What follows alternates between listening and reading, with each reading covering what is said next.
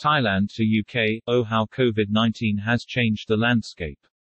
For David Barrett, after 32 years living in Thailand, this former senior travel executive recently returned home to the UK to set up home. Here's his story. Landing in the UK early on in the pandemic coming from Thailand was like night and day. People gasped when I walked into a bank wearing a mask, not because they thought I wanted to rob them, but because they thought I was ill with the Chinese virus. Should I stay or should I hightail it out of here? 1 year on and a reversal of fortune. A year ago, well just over, on March 18, 2020, I flew to the UK on a mission to view a prospective property investment in Cornwall. I was in southeast England for 3 days prior to the planned train ride and trek to Cornwall. Day 2 in the UK, with Brits grappling with the early days of the pandemic, and I went to visit my bank for an appointment. As I walked into the bank wearing a mask, I could hear customers and staff gasp as they stepped back and looked at me in fear as I was wearing a face mask. A young clerk rushed up to me and ushered me into a small meeting room. The bank manager then came in and was horrified to see me wearing a face mask. "Are you ill?" she questioned. "Have you got the Chinese virus?" I replied firmly that I was wearing the mask for my safety, as she could well be infected and carrying the virus. At which point the young clerk rushed into the room, hovering above the seated bank manager, and began to spray a fine mist of disinfectant into the air. The droplets did not reach me but landed on the manager's laptop and hair. Annoyed, the manager scolded the clerk saying, "You've wet my keyboard." Before the clerk had a chance to justify his biosecurity actions, the manager pointed to the door and wiped down her computer. After a couple of minutes of conversation of why I was wearing a mask, the bank manager let down her guard and started crying, saying she was under a lot of stress. As a mother of 2 and grandmother, she wanted to work from home, but the bank, at the time, was insisting staff work a full day of 8 a.m. to 5 p.m. She revealed her concerns of meeting customers and the risk she was exposed to. I recommended she buy masks, which at that time were not widely available in the UK and hardly worn, as you were viewed as a sick person if you were spotted wearing a mask.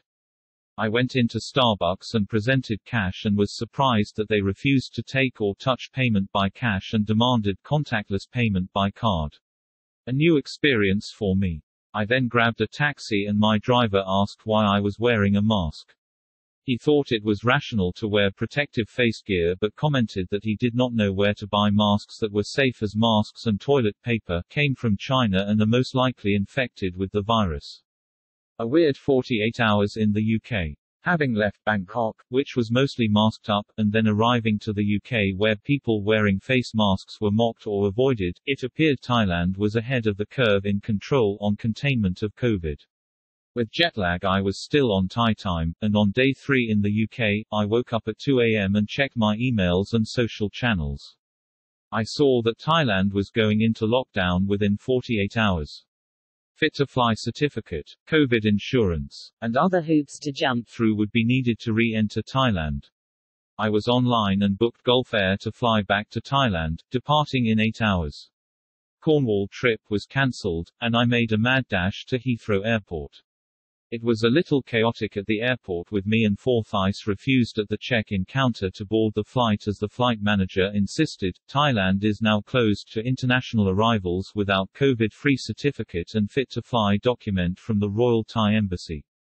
Thankfully, a few phone calls and we were allowed to board, as Thailand was not closing its borders in 22 hours and documents were not required until then. Got on the plane and arrived in Bangkok 6 hours before lockdown and the new strict control of international arrivals.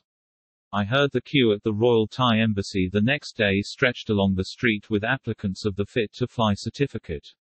I had dodged being locked out of Thailand and felt I was in a safe place with comfort, masked for protection.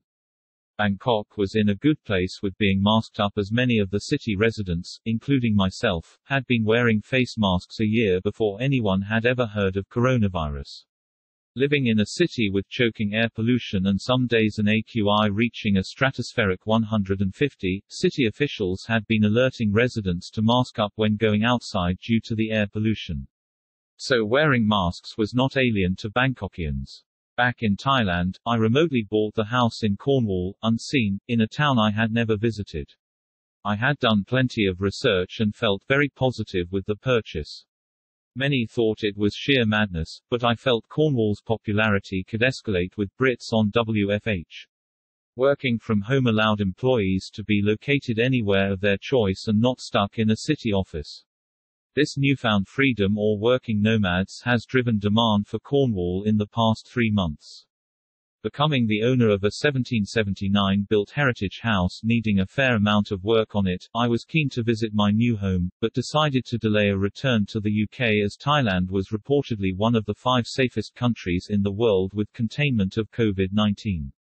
As months passed, I was pleased to be in Thailand and concerned watching UK from afar go into lockdown, wrestle with wave 1, a second wave, a second lockdown, and numbers of infected and deaths skyrocketing, compared to Thailand which was a safe haven.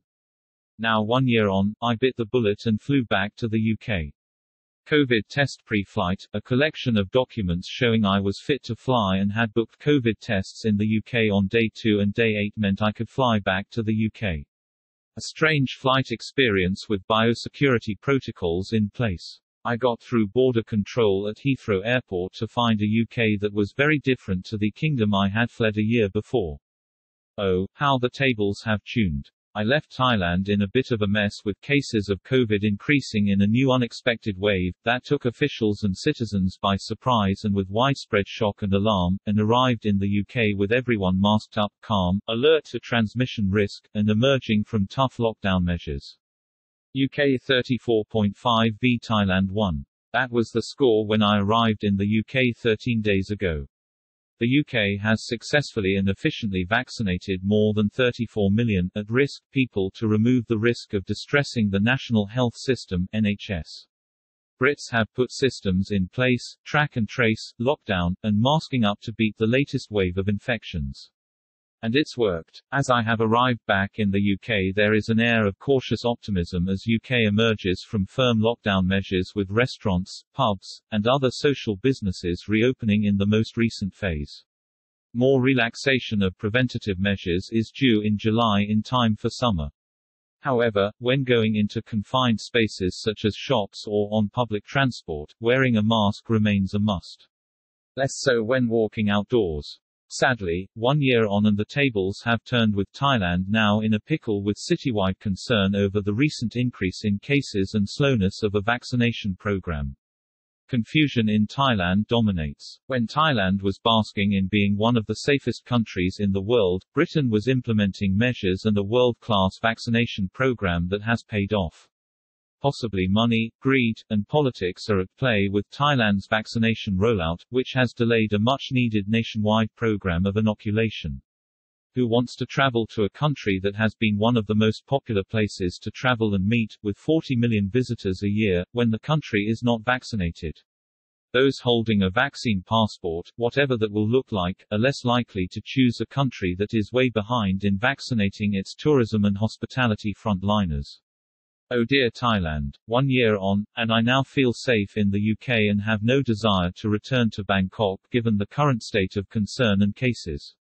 Quoting Reuters, travel agencies in Thailand are selling coronavirus vaccine tours to the United States, as some wealthy Thais grow impatient awaiting mass inoculations that are still a month away amid the country's biggest outbreak so far.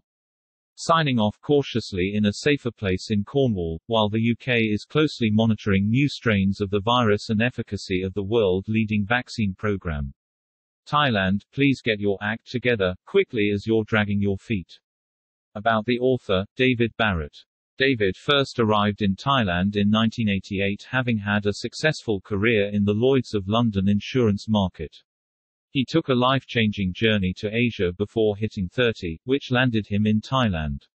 He has held positions in the Thai tourism industry as head of prestige travel consultants in the early 90s representing Cunard, Forte Hotels, Reed Travel, and working with the British Tourist Authority. He then headed Siam Express International Marketing and Sales. In 1999, David joined Diethelm Travel Group, conceiving and heading Diethelm events for 13 years. He then jumped fence and worked for Onyx Hospitality as Executive Director Events for their 2 flagship Amari properties in Thailand, Amari Watergate and Amari Pattaya. After 5 years with Amari, David ventured out on his own with DBC Asia, teaming up with hotels to drive their MICE sales. David works with the Slate in Phuket, King Power Hotels, HLA Lifestyle Wellness Center in Yangon and a portfolio of clients in Europe. David was board member and co-chair of the marketing committee at TICA for many years, headed the North Pattaya Alliance, a founding board member of TIWA, Thai Indian Weddings Association, former member of SITE, and the Phuket Hotels Association. Barrett is passionate about travel in Thailand and the environment. #Rebuilding travel